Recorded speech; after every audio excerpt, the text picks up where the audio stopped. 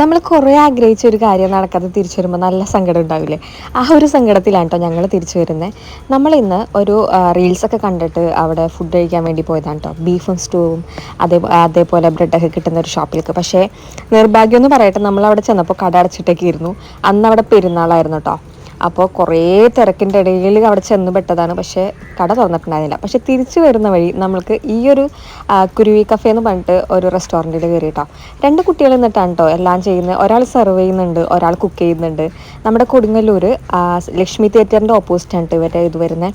അപ്പോൾ നമ്മൾ ആഗ്രഹിച്ച സാധനം ഇവിടെ നിന്ന് കിട്ടി. പക്ഷേ എനിക്ക് തോന്നുന്നു നമ്മൾ ആഗ്രഹിച്ചേക്കാളും കൂടുതൽ ടേസ്റ്റ് ഉണ്ടായിരുന്നു കേട്ടോ ഈ ഒരു കുട്ടികളുടെ ഒരു സംഭവത്തിൽ. നമ്മൾ അതിൻ്റെ കൂടെ പൊറോട്ടയും അതേപോലെ തന്നെ മട്ടൻ്റെ ഒരു ഡിഷായിരുന്നു. എനിക്ക് പേര് ഓർമ്മയില്ല.